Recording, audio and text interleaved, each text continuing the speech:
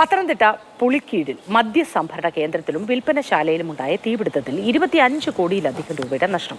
തീപിടുത്തത്തിന്റെ കാരണം കണ്ടെത്താൻ ഇന്ന് ശാസ്ത്രീയ തെളിവെടുപ്പുണ്ടാകും. ഇലക്ട്രിക്കൽ ഇൻസ്പെക്ടറേറ്റ് ഉദ്യോഗസ്ഥരും സ്ഥലത്ത് പരിശോധന നടത്തും. ബിവറേജസ് കോർപ്പറേഷൻ MD ഇന്ന് സ്ഥലം സന്ദർശിക്കും.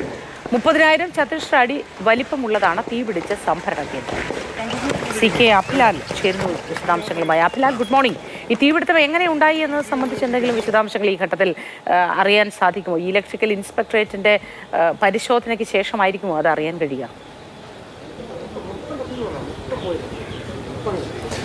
Good morning. സംസ്ഥാനത്ത് തന്നെ മദ്യ ഉൽപാദനത്തിന് സർക്കാർ മേൽനോട്ടത്തിലുള്ള ഏക കേന്ദ്രം പ്രവർത്തിക്കുന്നത് തിരുവല്ല പുളിക്കീടിലാണ്.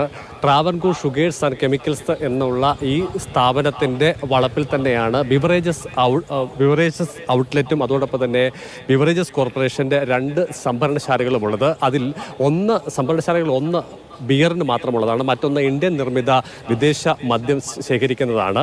ചുരുക്കത്തിൽ ഇന്നലെ രാത്രി അപകടമുണ്ടായത് ഇന്ത്യൻ നിർമ്മിത വിദേശ മദ്യം സൂക്ഷിക്കുന്ന സംഭരണ കേന്ദ്രവും അതോടൊപ്പം തന്നെ ബിവറേജസ് കോർപ്പറേഷൻ്റെ ചില്ലറ വിൽപ്പനശാലയിലുമാണ്. ചുരുക്കത്തിൽ 30,000-ൽ ഏറെ വിസ്തൃതിയുള്ള 30,000 ചതുരശ്ര അടി വിസ്തൃതിയുള്ള സംഭരണ കേന്ദ്രത്തിലും അതോടൊപ്പം തന്നെ പ്രവർത്തിക്കുന്ന ചില്ലറ വിൽപ്പനശാലയിലും ഉണ്ടായ തീപിടുത്തത്തിൽ 25 കോടിയിലധികം രൂപയുടെ മദ്യം നഷ്ടപ്പെട്ടു എന്നുള്ളതാണ് പ്രാഥമിക കണക്കെടുപ്പ്. അതേസമയം തന്നെ ഓൺലൈൻ വഴിയുള്ള വിശദമായ കണക്കെടുപ്പ് ഇന്ന് ഉണ്ടാകുമെന്നാണ് പ്രതീക്ഷിക്കപ്പെടുന്നത്.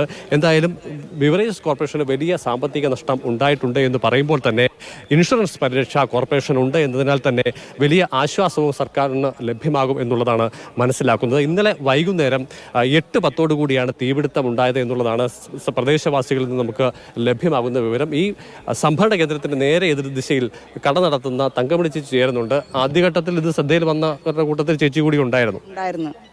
ഞാൻ കടയിൽ അകത്തു നിന്ന് പുറത്തോട്ട് ഇറങ്ങുമ്പോഴാണ് പുക പോലെ ആ സൈഡിൽ കണ്ടത്.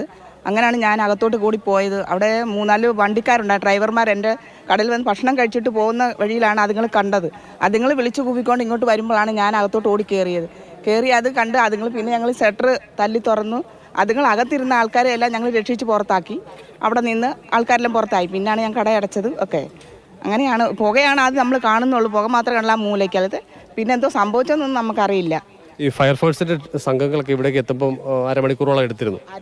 15 മിനിറ്റ് 20 മിനിറ്റോളം എടുത്തിരുന്നു അതുങ്ങൾ വരാൻ. അങ്ങൊന്നും ഇങ്ങനെ വരണ്ടായി. വിളിച്ചെല്ലാം പറഞ്ഞ് ഞങ്ങൾ പോലീസ് സ്റ്റേഷനിൽ തന്നെ ആദ്യം തന്നെ വിളിച്ച് പറഞ്ഞിരുന്നു. ഇവിടുന്ന് ആ ആൾക്കാർ അവർ വിളിച്ച് പറഞ്ഞ് 15 മിനിറ്റ് കഴിഞ്ഞാണ് അതുങ്ങൾ ഇവിടെ എത്തിക്കഴിഞ്ഞത്. ആദ്യം ഒരു വണ്ടി വന്നു. അവരെ കൊണ്ട് കഴിയുന്നതനുസരിച്ച് അതുങ്ങളെല്ലാം നല്ല സഹായം ചെയ്ത്.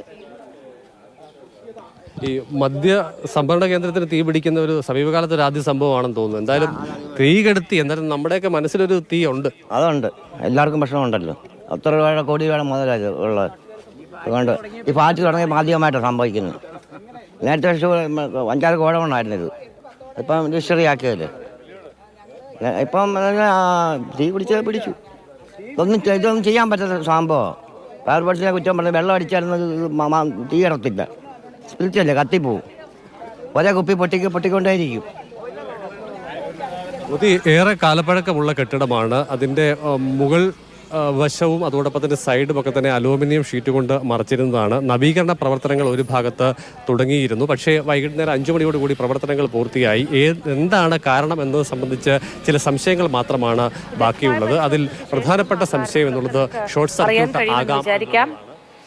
CK അഭിലാലാണ് വിശദാംശങ്ങൾ നൽകിയത്. 25 കോടിയിലേറെ രൂപയുടെ നഷ്ടമാണ് ഈ തീപിടുത്തത്തിലൂടെ ഉണ്ടായിരിക്കുന്നത്.